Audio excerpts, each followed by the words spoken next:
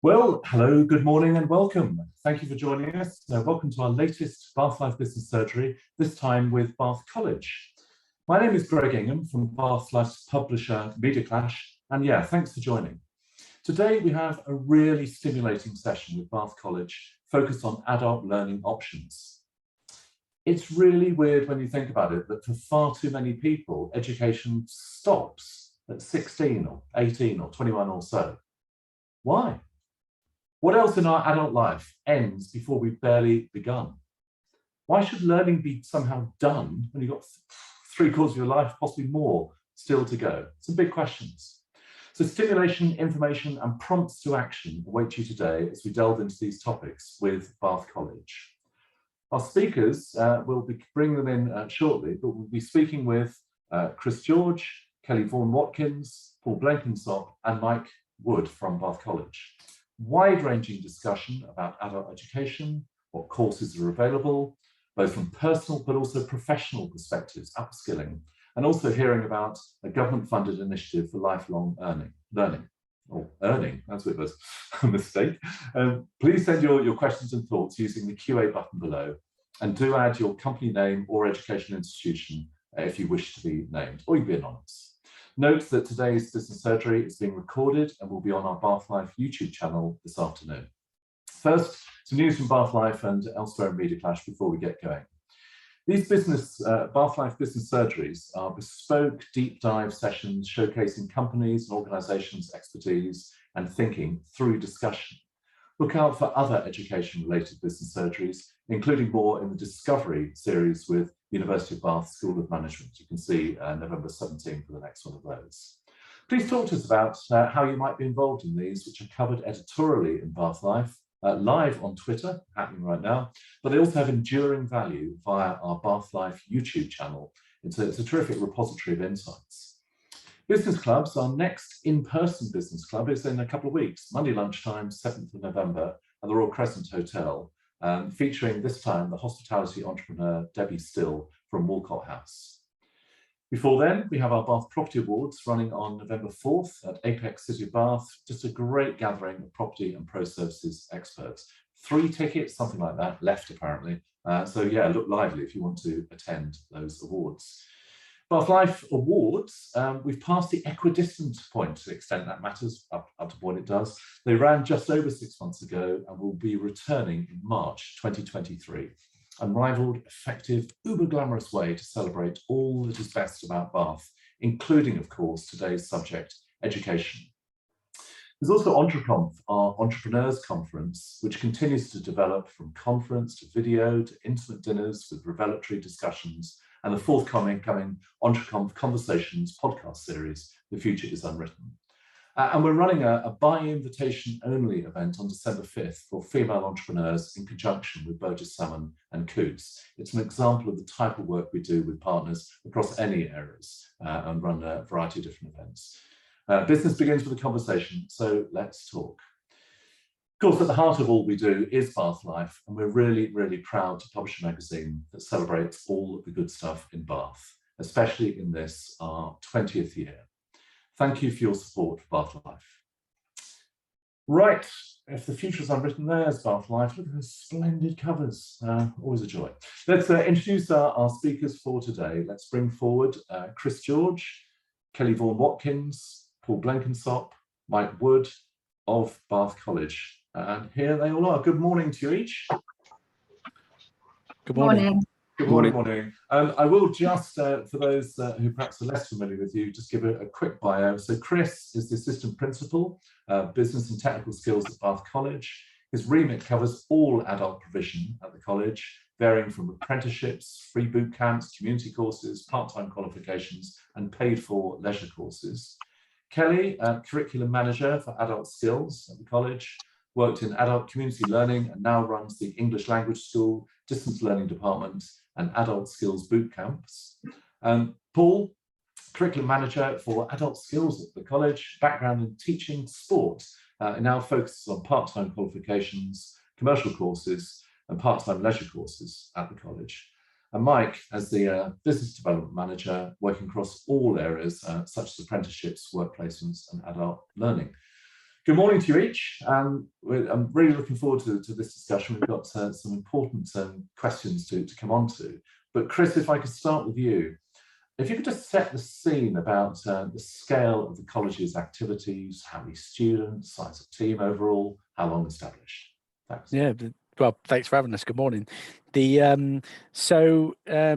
Bath College is set primarily over two sites. We have one at the city centre of Bath, and then we have one out in Radstock. We also have a centre in Twerton High Street, where we do some of our adult community learning provision. And we work across, I would say, it's roughly 50 different community venues out of libraries and community centres, delivering adult provision for community learning.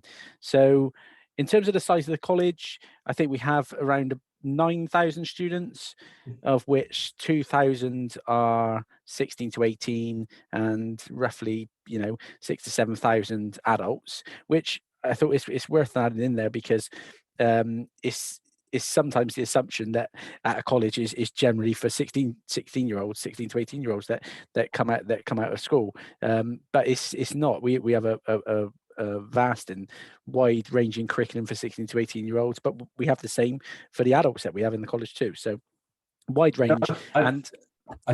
Chris, I think it will be a surprise to people that the traditional association with FE colleges, particularly Bath College, is that it's that 16 to 18-year-old cohort, but about 3/4 of yours are adults, which is exactly relevant to today. Yeah. Our staff cohort sits at around 500 members of staff spread across the two sites. But then we have people that work with us on a self-employed perspective that do part-time work. So there's another, say, 200 staff that are doing that across the different sites and the different venues that we're working from. The makeup of the two campuses, I think it's worthwhile noting that our site out in Radstock is more construction based. So some of the provisions that we have out in our Radstock campus, construction, engineering, motor vehicle. We have a large SEN provision, special educational need provision there. We've got animal care, welding, a new welding centre, and I suppose a little bit later on it'd be quite good to go through all the new investment that we've had in the college recently due to funding opportunities with some of the exciting new things that we've got on offer. For example, electric vehicles. We've got sustainability. We're teaching about solar panels and water recycling, heat pumps, new digital suites, new health centre. Some really exciting new resources that we now have at our disposal to make sure that what we're teaching is the exact thing that is in demand at the moment. Yeah, I mean, there is so much ground to cover. I just want to pick up one of those points there, that you also work very closely with employers and employer groups in the area. Maybe just talk about that, about your commercial relationships as well as I suppose that's so crucial at the moment and we've just started our newest round of employer boards, actually, where what we do is we bring in a set group of employers.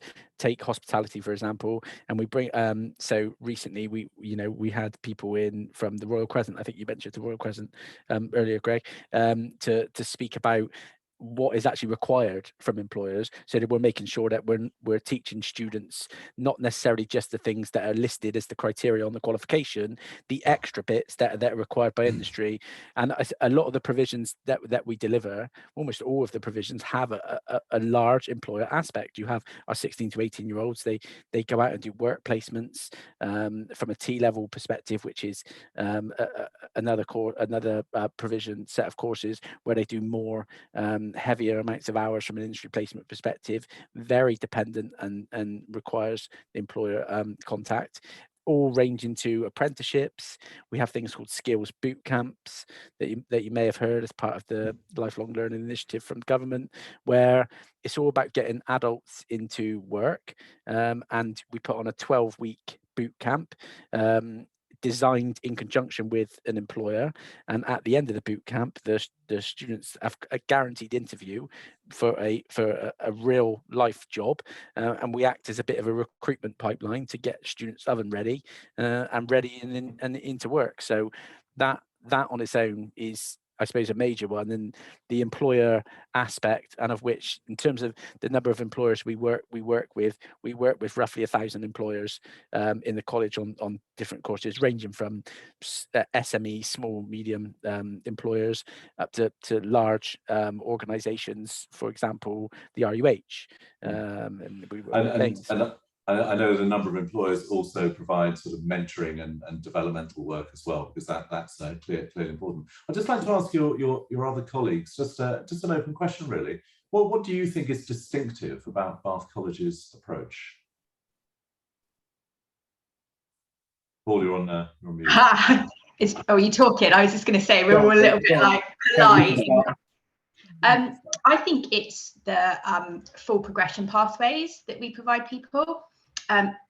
Speaking from an adult perspective, my background is with community learning. So one of our other curriculum managers provides free courses for over 19s who aren't in work or earning a low wage, who have possibly been out of work for a long time, not been in education for maybe 20, 30 years. So it's massively intimidating to come into a college where everyone's taller than you. And, you know, we get that that's scary, but we take people from that level and give them confidence skills, English and maths, basic IT skills, but then the progression pathways we provide within the college are really unique. So they can go from Anna's courses, maybe onto one of my distance learning courses or one of Paul's part-time courses, come into a course that's giving them a career rather than just a job, and make them really believe in themselves as well. So we really encourage that full progression pathway into getting them where they want to be and giving them the confidence in doing that as well. Well, thank you for that point. We will be picking up that confidence and the motivation, particularly of adults coming back into education. Let's come on to the Adult Learning Initiative. How did that come about? What are its aims? Was it to what extent was it explicitly a consequence of the pandemic? I suppose we've been delivering adult courses at those sorts of volumes for years now, and it's probably something that's not known. So it's good to the numbers of people that we're getting through are largely not changed. I suppose what we've done as a result of the pandemic is we've honed our offer tighter, I suppose, to the demands of employers. So to run through some of the provisions that we deliver from an adult perspective, I think it'd be good to run through the kind of headlines. We deliver higher education courses, of which we've got our Access to HE course, where it enables students to do a year course or a part-time 2-year course to enable them to sort of fast track to go on to university. And then running through the adult skills provisions that we have, we've got our skills boot camps that we discussed earlier, our distance learning courses, and we've got our English language school, which enables students where English is not their first language to learn English, of which recently we've supported, I think the numbers at around about 100 Ukrainian students recently on our English language school courses. We've then got community learning that's helping people with confidence and engagement, getting back into the sort of learning environment. And we also run something called sector-based work academies, which are a sort of smaller version of the skills boot camps that we discussed earlier, where you give someone a specific set of skills to then go on to a direct employment after. We then move on to our part-time qualifications, which sit in with Paul. And with our part-time qualifications, they're probably a little bit more traditional qualifications. To give you an idea of some of the runs that we're offering AAT qualifications, so that's accounting qualifications, and we're offering them from a level 1 to a level 4. So someone can come to us and they can start at a level 1 in AAT and leave with us with a level 4 accounting qualification, and we have the employer links to sort of make that happen. We have our commercial course offer, running things where you have things such as CSCS cards. So to go out on site in construction, to be able to actually go on site, you have to have a CSCS card to say that you're trained to a sort of health and safety standard. We run those, and we run those from, you know, a full cost perspective out to employers. And then last but not least, unless I'm missing one, which I'm sure the team will pipe in and say if I am, are our Love to Learn courses. And our Love to Learn courses are leisure courses where they're just full fee courses. You might pay £150 to do a 10-week course at 3 hours a week in ceramics, by which ceramics sells out faster than Glastonbury. Our ceramics courses Is that true? Honestly, is that true? We could build 10 ceramics classrooms in the then. college and still probably have too much demand. So our leisure courses are you know, Adobe and languages, and that gives us sort of breadth of the courses that we offer. And we'll pick up some of those details. I think particularly for this audience, I think what is interesting is also about the psychology or the approach, or why they should do this and what it's like. So I'd actually like to ask Paul or Mike this point. Is there anything inherently different for you or for your colleagues in teaching adults compared with that younger cohort? Is your approach different? I'm happy to answer this one. I've been at the college for just over 9 years, so I've been fortunate in that time to teach from level 1 to level 6. So predominantly in sport, but all the way through to the full degree level. So I think, as Kelly sort of already said, that pathway is really clear. And I think that the support and guidance we give to those students that allows them to come at the right level to start with, so they come onto the right course, but also then to progress as far as they need to then progress out then into work. I think the big difference is I found between teaching the 16 to 19 provision and adults is that adults come in with a real laser focus, and they come in, they know what course they want to do, they know how they want to use that course, they want to upskill, they want to retrain, they want to come in and use that course to progress onto something else. So what we get is highly motivated students that are really, really good to work with, and also really give us some good feedback on how we can improve our courses. So that's constant. So I think that our tutors then have got that really good relationship with those students, and when they progress into industry, we've got some really good sort of links and alumni that we can contact, and we can bring in to do talks. So yeah, for us, it's like a different type, really. And Mike, you concur with that? Yeah, I'd agree with that. I don't do much in terms of the actual teaching, so my role more kind of works with the businesses to support with what Kelly and Paul do regards to boot camps and the courses, to bring the businesses in to make that pathway. So I don't actually deal too much with the learners. Sure. And then a similar point about structure. Do you broadly see this as effectively two groups of, say, leisure, arts, crafts, sports, etc., and professional training? And if so, is your approach in any way different to either of those groups? I would probably say that the lines are blurred. I think that we have students that are that come across from maybe a 16 to 19 provision of 18 that come onto an adult course because they want to do accounting. So I think that the lines are very blurred, and I don't think that a student that comes to the college will have a different experience as a 16 to 19 student to an adult student. They get the same support through welfare, they get the same support in regards to library facilities, access to tutors, tutoring. So I think that we try and make the experience very similar. And also then if any student transitions either way, they have that same support and experience throughout either campuses at the college. So there's that continuity point, familiarity, broadly knowing what to expect obviously matters. Just back to that pandemic point, has there been, to any extent, has been a change in motivation that either people have, different life values as a result of it, and perhaps more towards some of the leisure courses, or alternatively, they need to upskill or reskill from a business point of view because of the various displacements? Has the pandemic affected how people are approaching adult education? Can I answer this? So we found that obviously we had a massive learner drop off for the physical courses, but people wanted to do something in lockdown to use their brains, keep themselves engaged. But also the mental health aspects affected a lot of people. And in distance learning particularly, I mean, we run our courses. A lot of them are focused on health and social care, and we found the take up in courses looking at mental health first aid, counselling, understanding autism, supporting people, just went absolutely berserk in a way. And the amount of people who are enrolling on courses like that through lockdown to keep themselves engaged, to keep themselves learning, but also as a matter of personal interest as well. And we found those courses have been massively popular with people wanting to understand it. So I think that that's been a big knock-on effect of COVID. On this, just quickly on this the same question from kind of the my side of you working with the businesses, we've had a lot more interest in businesses getting involved in the form of apprenticeships. So before, sometimes it would be, you'd have your stereotypical apprenticeships in your construction based things, so carpentry, bricklaying and stuff.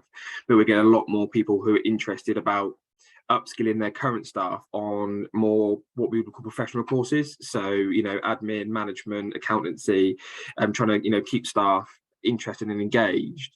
But also with the recruitment crisis that's kind of had a knock-on effect from the pandemic, people are turning to apprenticeships as a way of kind of fixing their recruitment problems. So rather than try and get somebody who's already up and ready, what we're looking at is they are putting them on an apprenticeship to kind of mold them into their perfect candidate, which takes a bit longer, but people are willing to kind of go through that process now because they know that's the best way they can do it to get that person who's perfect for their company. So I think that's also a knock-on effect from kind of what we've seen over COVID over the past kind of 2 years, and also the government's, with the incentives, although they're still not available, there's still a lot of people who are aware of apprenticeships because of that and that government scheme. Thank you. So you've touched on this, but let's come into some examples, if possible. Why might adults engage? Perhaps, some examples of the types of people who've come forward, what they're doing, and why. Who'd like to take that? Yeah, okay with that. So we the element of work and getting people into an employment is massive at the moment.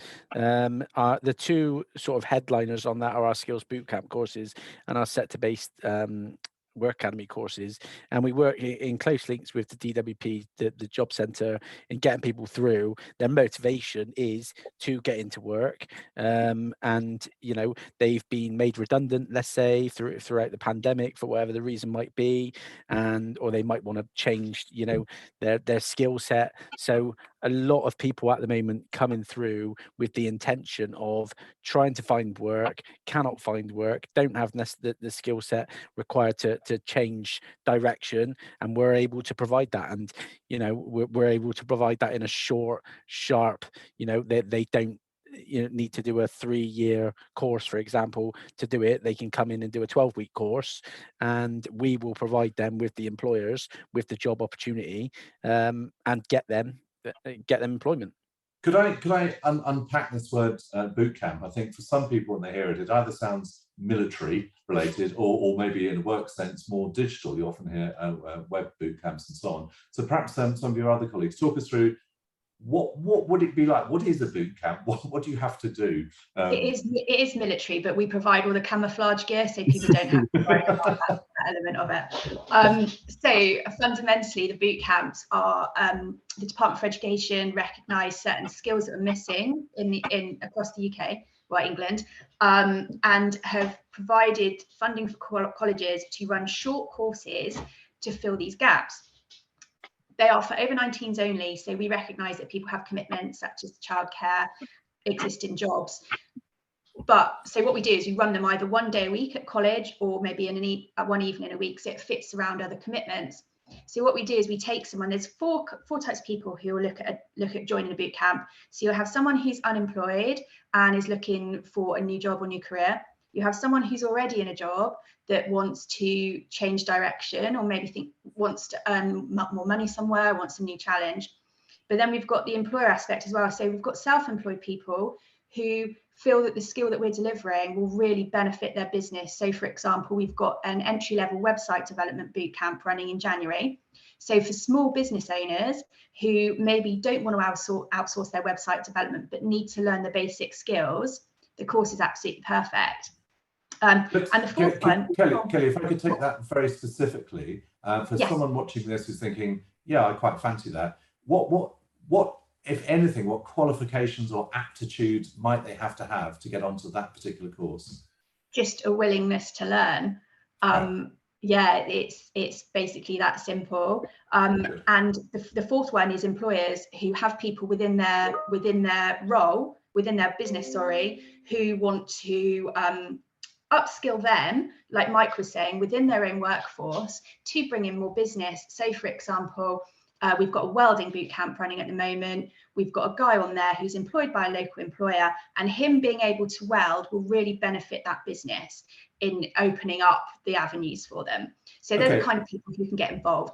The courses are free for learners, unless they're employed by an employer, in which case the employer makes a contribution, which is just a small element of that. But yeah, small courses, they come out with the skill.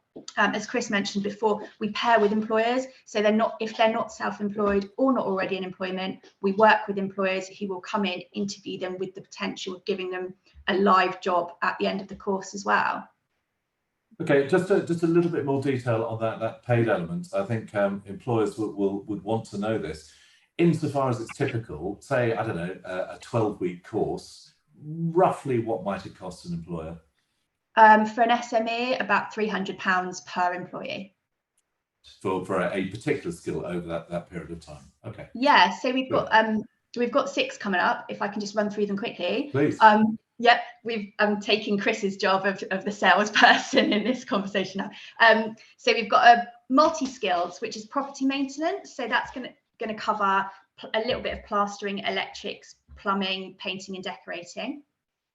We've got electric motor vehicle, which is the level 3 course for anyone who's in that kind of area, so they do need knowledge already.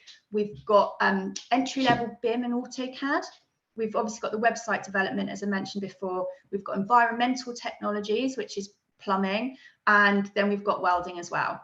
So all of those are on our website. There's a page with all the information on for each one, and you can contact us with questions about commitment, about enrolling, all that kind of thing. And we've had a question from our good friend, anonymous attendee, who's a busy attendee of these events. And I think it's a specific point here, but a more general as well. As the owner of a small business, how can I work with Bath College to upskill my team, but also take on apprentices?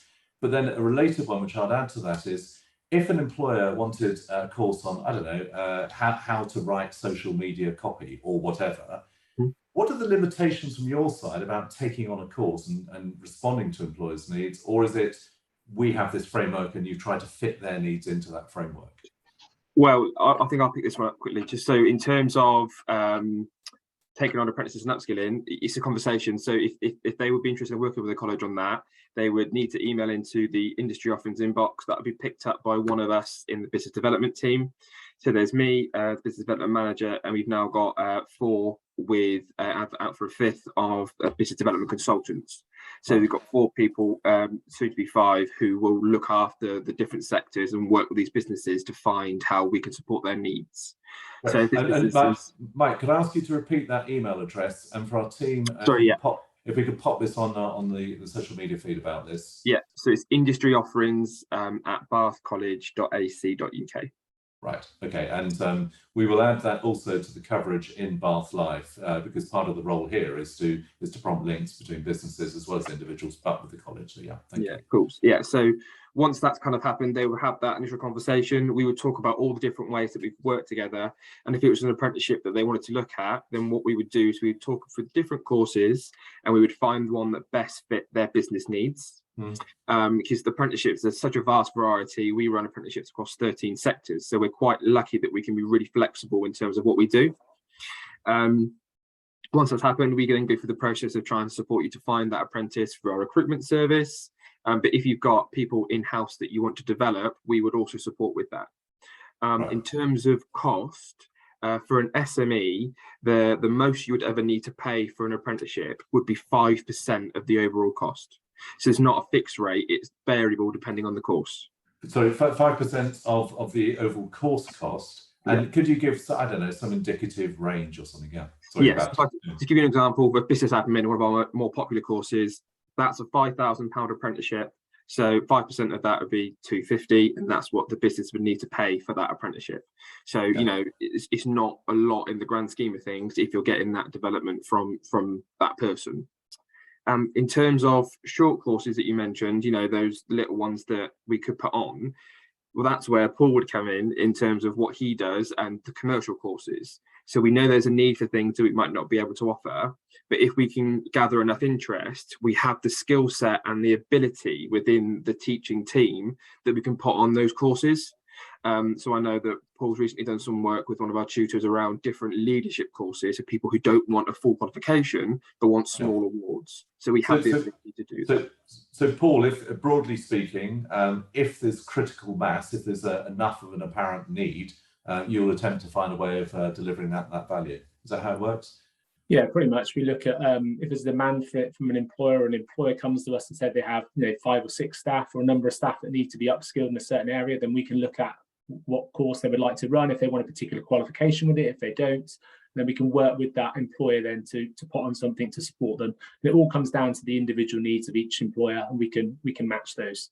Yeah, just to flip back, it's on the cost point again, but this is more from a personal point of view. Again, one of our attendees has asked, are there grants for travelling or for food, etc.? Just concerned about low-income people believing it's just not possible to get there or to get the benefit, in other words. Yeah, I mean, the funding. Yeah, as Kelly said, yeah, funding for any grants, all types of support that you would imagine, from bus tickets, for example, is a tangible one, I suppose, to discuss. And in terms of the courses themselves, the vast majority of the courses, almost all the courses that we've discussed today, apart from the leisure courses that we said about ceramics, are free to almost everyone. But yeah, there's all the types of support out there to enable people to get in. And Mike touched on the direct approach from employers through email, but I wonder from a individual's point of view, what's the process of learning more? Is it to explore the Bath College website? Are there discovery sessions of any sort? I can't imagine there's open days quite the same way, but how does it work? We will have a presence at the open days. So whenever one of the open events runs at either City Centre or Summer Valley, there will always be an adult education, at least one of us there. It's a complete potluck, whether you get one of us, which one you get, but yeah, you'll have one of us. On that front, in March, there's going to be a dedicated adult open event at Bath College that will take place at our city centre, and also in February there will be a apprenticeships and jobs fair that we will have around 100 employers there. We did do it the past before COVID. We had it up at the assembly rooms, and if you've been in the assembly rooms, you could imagine the scale of the event, because with the size, we'll be doing something quite similar. But yeah, a dedicated adult event in March and a dedicated apprenticeship and jobs fair in February. We also, as part of the business development team, we're always at careers and jobs fairs. There's always somebody there. So, trying to bring people into the college, and the business development team talk about everything. So it's not just apprenticeships and jobs. We talk about all the different courses. So anything that we offer at Bath College, we will be able to talk about to some extent when we're at those jobs and careers fairs. So that's kind of what we do as the business development team. A couple of points, thank you. A couple of points about that. Please do make sure that the details, particularly those March and February events, are popped through to the Bath Life team, because we can help promote that. And also, just one observation in passing, whilst it's always great to run events at the assembly rooms, with the National Trust taking it over, that I guess is not going to be an option come March. But hence why my non-confirmation of where it would be. Yeah, agreed. Okay, so Chris, where will it be then? Come on, tell us. Yeah, there's a few places on the list. I don't think they're confirmed yet, but they're people could have a think of some big venues in Bath that we're looking at currently. Yeah, other great venues are also available. Agreed. Can I just make one more point about the welfare? Sure. Obviously, with a lot of our courses, people do require equipment or kit. So, for example, the welding ones, people need boots and overalls, special fire retardant overalls. We're quite knowledgeable as to where additional sources of funding can be gained, and work quite closely with agencies such as Future Bright, who are part of Baines Council, who are able to access funding for things like that. So I just want to say, if you're worried about the cost of anything that's involved with a course, please don't be, because we're really good at finding ways of supporting people with gaining equipment and things like that. That's a great point. Let's come back to this approach for some adults. Do you find in your experience that some adults are sort of cautious about reverting to structured education that they left when they were 16, 18, 21, whatever? Or is that not where I'm trying to work out where the barriers are to more people coming forward? Some issues that I've had previously when talking to potential candidates for apprenticeships is the concern that they're going to be the oldest in the classroom. Mm. We get quite a high number of people who are returning to work after long periods of time. For example, we have a lot of mums who are coming back from maternity but actually don't want to go back to what they did before. So you get a lot of people who've been off for a year and they think, oh, I want to do something else, but I don't want to be that person. So, for example, accountancy is quite common in that one. And they think, oh, we're going to be surrounded by 16-year-olds. But the variety of people that you get on apprenticeships and stuff, because we do our accountancy also with the part-time course as well, there's all sorts of different ages and stuff. So the people who feel like they're going to be surrounded by young people, actually, you might be finding actually probably one of the youngest in the classroom. So don't let that be kind of a barrier in terms of fear. It's as people get older, I think that there become more and more barriers to coming back into learning, and I completely understand that myself, having done my degree at the age of 36 and doing a complete career change later in life. And one of the learners on my welding boot camp at the moment is 82. So you can't put any of our adult learners into a stereotypical box. It just doesn't work. Like Mike said, we have mums coming back off maternity. We have people who've maybe never had a job and at school were told they were rubbish. We've got people who've been made redundant and have only known one job for their whole life. So we see such a range of people come in, and I think when learners come into our classrooms, I was an apprentice last year myself. A lot of the apprenticeships, Anna's apprentice, she's 50, she's doing a level 3 customer service. So we see such a wide range of adults. You can't say that they are a certain person or a certain way. And I think they come into our classrooms and they see how wide ranging and people are, the backgrounds. It's quite inspiring, actually, some of the stories we have. So it really inspires you with the adults who have to overcome so many more barriers than a 16-year-old to come to college, work around a family, look at the costs, and the practical side of things. Like I say, it's inspiring. There's one other element, I'm sure that is pretty germane to all of this, which is that for 16 to 18, 19-year-olds, the social element of being together is part of the learning, part of their personal development. Is there any particular focus on this for adults, or is it essentially slightly more transactional? They come, they learn, they go. No,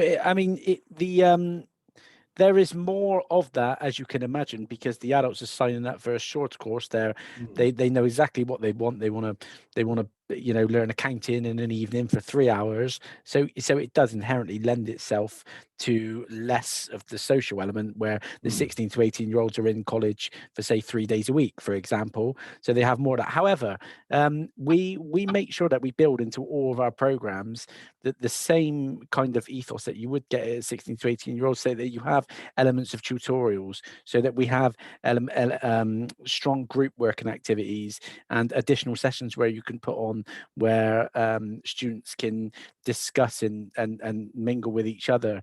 And we have, now with COVID and Microsoft Teams is the primary thing that we use in the college from like a virtual perspective. We have groups set up on there where students have their student groups and they can discuss, and it's almost like their own little chat rooms that they haven't got themselves on sort of WhatsApping each other. They've got their group set up on Teams, and it's really nice to see people getting support from their colleagues on adult courses when it wouldn't have necessarily been that before the pandemic. So if there is any good that has come out of it, I think that the world of virtual working and being able to, we've got courses on at the moment that are fully remote. We just did a software engineering course, for example, for adults in the evening. It was around between 7 and 9 o'clock, 3 nights a week.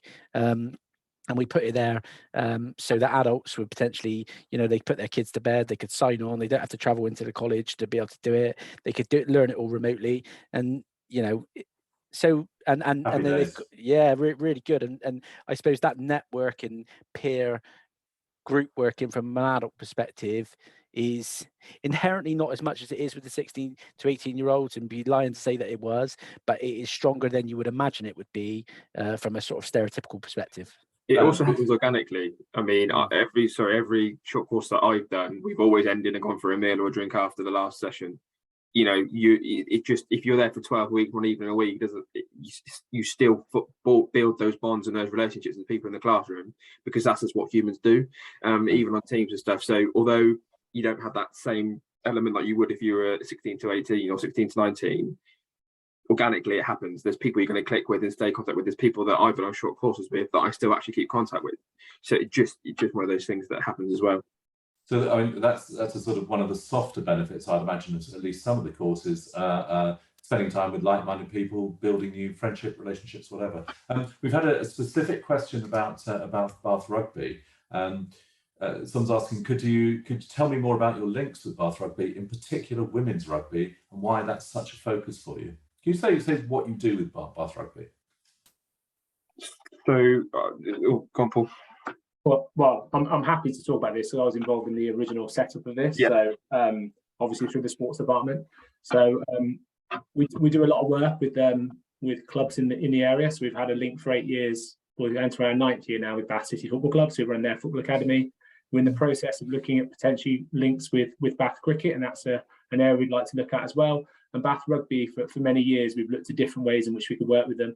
And from a sporting perspective, obviously, Bath being the biggest, if not one of the biggest in the area, if not the southwest, we've always been keen on building those links, but also those opportunities for female athletes as well, and also increasing that pathway. So our links with Bath University, and also for those students to progress on to our degree programs at the college as well. So our thoughts on it really are just to give different opportunities to female athletes in the area. We have some high performance athletes that are at the college through our TAS program, but our academy-based stuff, apart from our men's football, we don't have any other females. So it's a real drive over the last few years to set this up, and it's been something in the pipeline. I'm sure Mike will be able to tell you a lot more, but we are doing a lot more with Bath Rugby as well in different areas, which I'll pass over to Mike and tell you about that. Yeah, thanks. Yeah, I was just going to say, the women's academy thing is great. It's amazing just to be able to do that. I mean, one thing that Bath Rugby, as a rugby man myself, Bath Rugby hasn't got is every other club up and down the country is linked to a elite women's team, and Bath is one of the last ones to do that. So to be able to have that pipeline and that academy is only going to benefit everyone in the city. So that's great.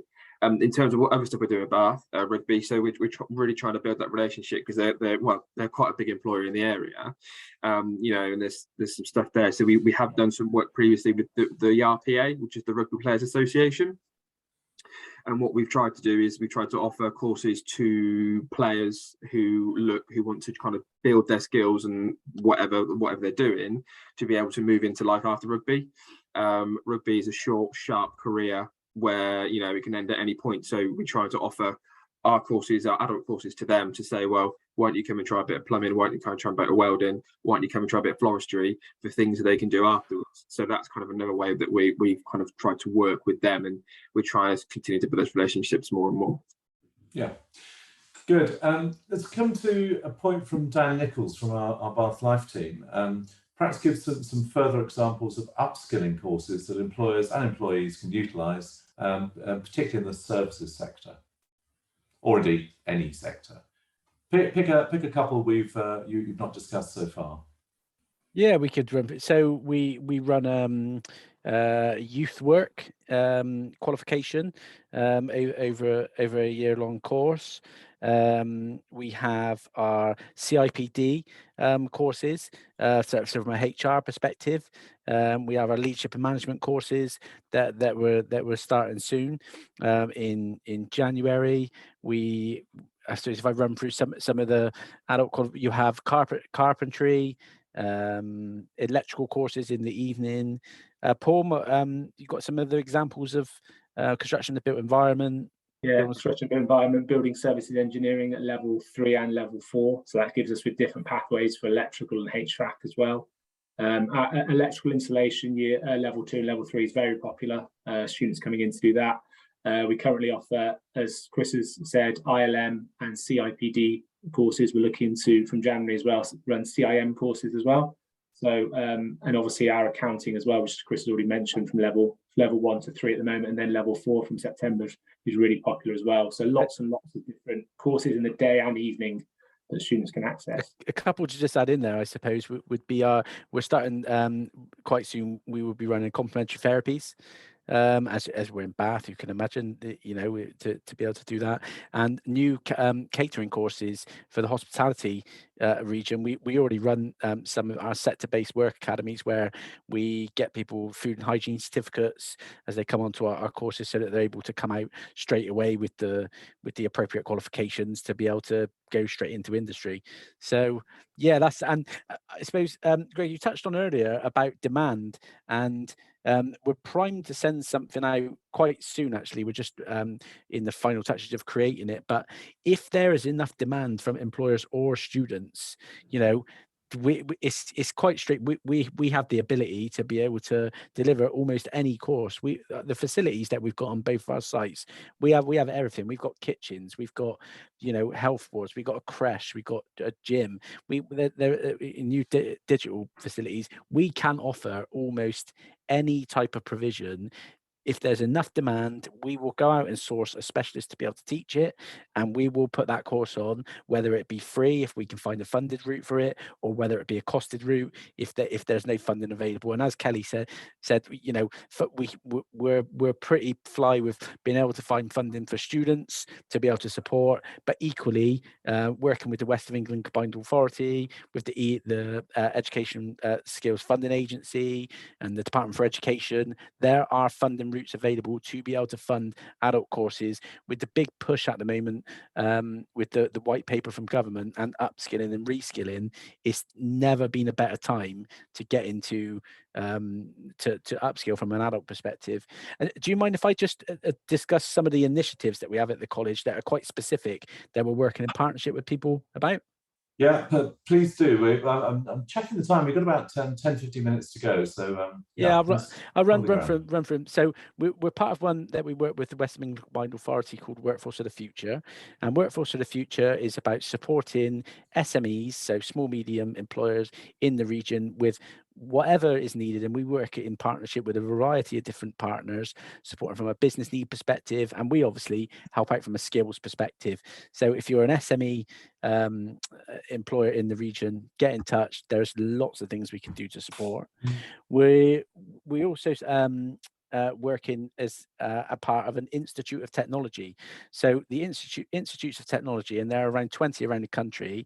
We're part of one called the West of England Institute of Technology, and we're joined up with Yeovil College, Gloucester College, Western College, and ourselves, with a big focus on digital engineering and health and higher level qualifications and skills, as that's, you know, the demand at the moment.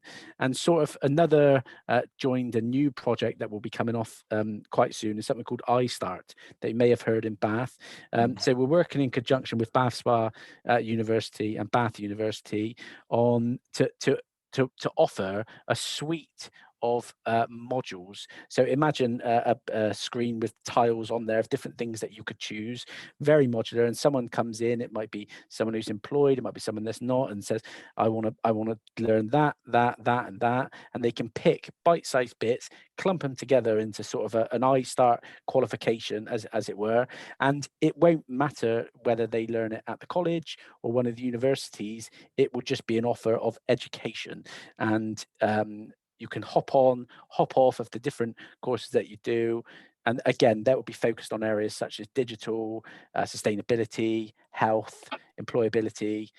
So lots going on, lots of partnerships with different training providers, different stakeholders across the area, because, you know, it's quite, I suppose, obvious to say it, but the better partnerships we have with people, the easier it makes it for the student and the employer. That if we just come and the more relevant. Yeah. Thank you for that. It's come to it's quite a specific point, but I think it applies across the piece. How important are actual accreditations of some sort? You mentioned about ISAR, for example, as opposed to skill development. I mean, are there effectively actual graduations? What do you get at the end of it, of some of these courses? Yeah, I mean, as short of me just talking, and I am a bit of a talker, so apologies. I'll do this one and then I'll be quiet. They've both got their place really. We've just recently had a graduation for our HE students. We get qualifications for a lot of the things that we do, is they're still required. You know, across the board, that people need set qualifications to move into set sectors. That being said, we are seeing a rise of employer and student demand of people that would like the skills, and they're less concerned about the qualification element.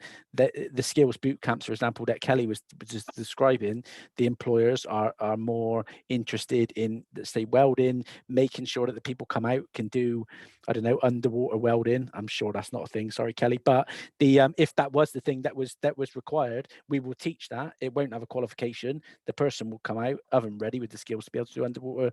So it's a bit of a on the fence answer, but it is the right answer. They both have their place, and so we make sure that we deliver both.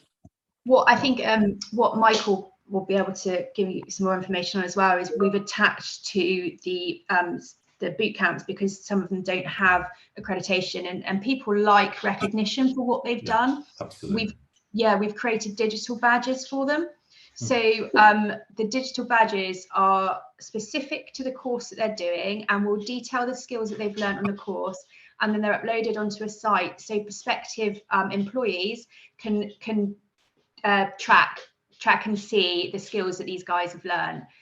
So it's another way of adding the proof that they've gained these skills.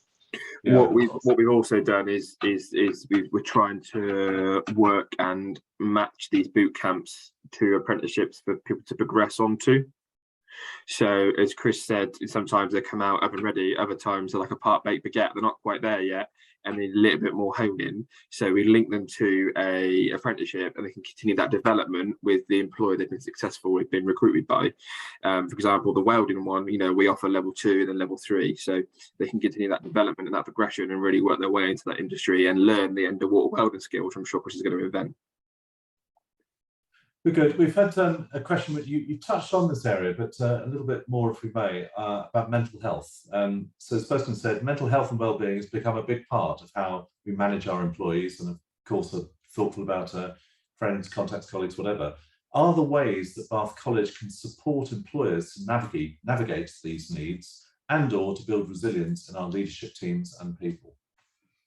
Big topic.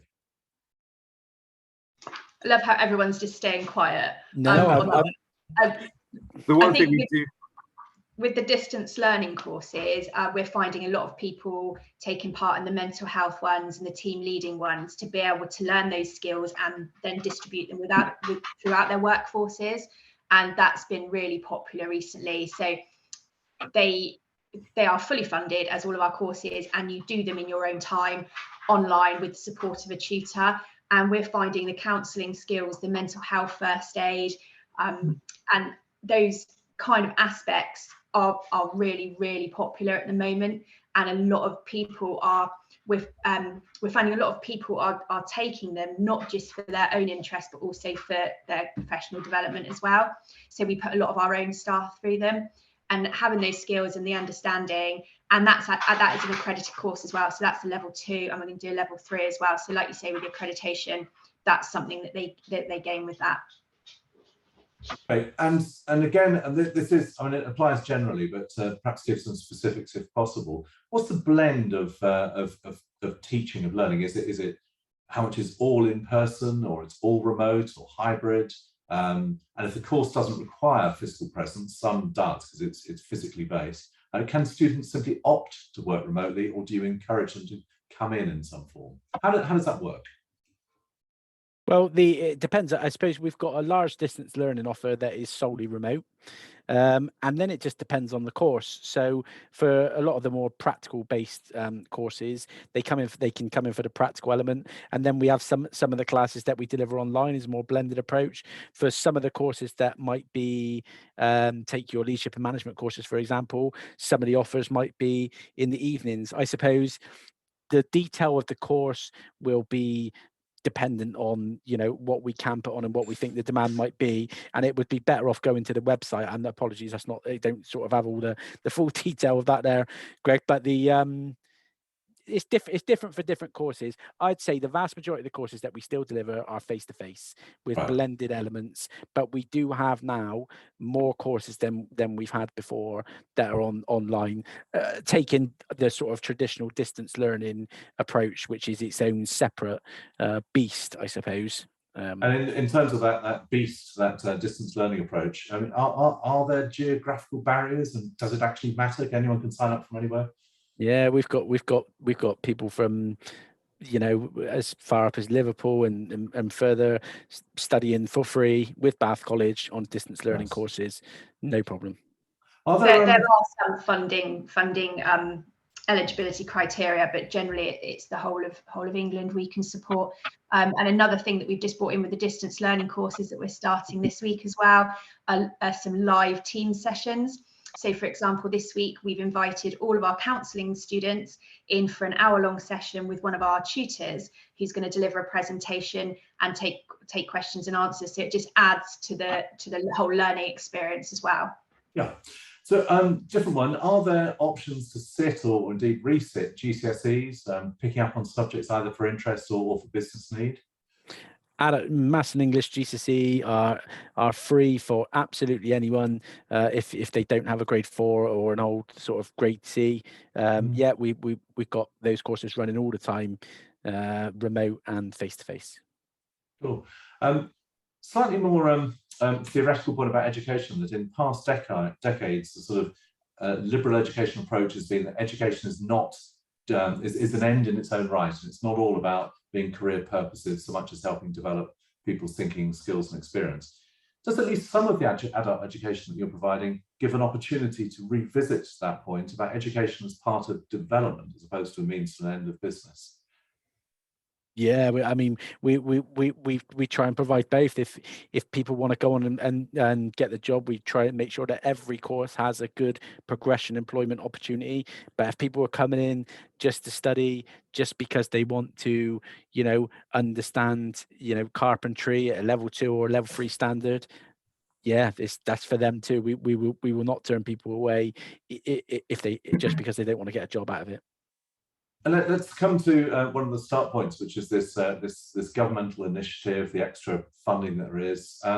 What does success look like for Bath College here? Are there, I don't know, some targets for numbers of adult students? Okay, yeah, I'm probably best as got the sort of overall picture of it.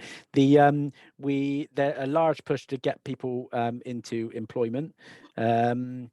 So I suppose employment is a large push at the moment, but it's, I suppose, any type of positive progression is what we're looking for, and we measure that all the time to you know. So that could be moving on to a different course, that could be moving on to a university course, gaining employment. For some people, it's about being able to just access education and get out of the house, you know, and people that just want to study and do something different other than, I suppose, stare at the four walls. So we, you know, to get employment and other courses is sort of maybe the stock and the main headline answer, but we measure a variety of different positive progressions, and something like our adult community learning, where, you know, it's just about people being out and about and engagement is a massive win.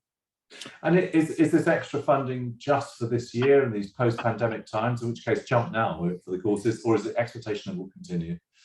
We imagine that it will continue. The focus on adult skills, reskilling, upskilling, adult development at the minute is as large as I have ever known it. And we are able to access funding if we need it.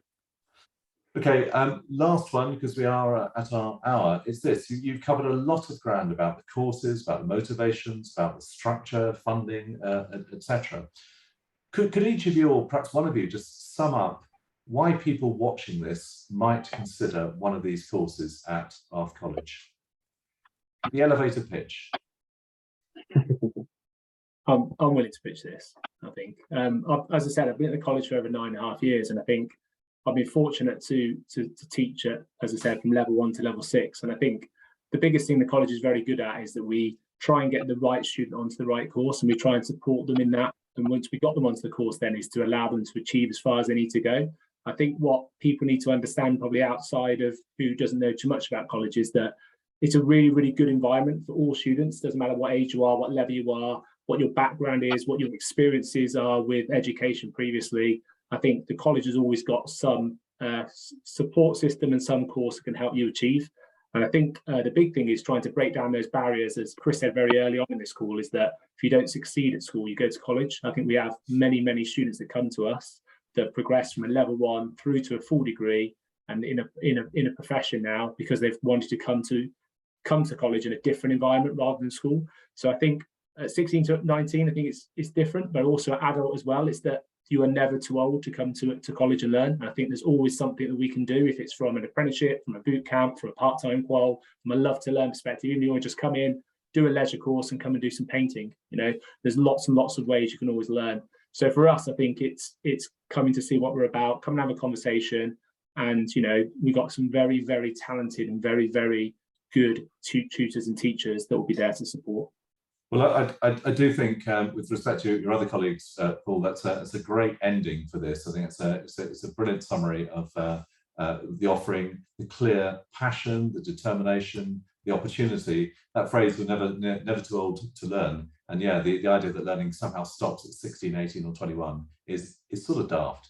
And with the courses that you're providing at Bath College, it's quite clear that there are many, many, many routes to development, whether personal or professional. So to you each, thank you to our Bath Life Business Surgery speakers today, to Chris, to Kelly, to Paul, and to Mike, and of course to Bath College. Thank you for your insights and inspiration, and those prompts to action. I think it's quite clear. Take a look at the courses on the Bath College site, consider what has been said today, and see what works for you. I'd also say, do look out for this being on YouTube, and to promote that link as well, because you know others who weren't able to watch this live will see the value that they might have, whether yes, personally or professionally.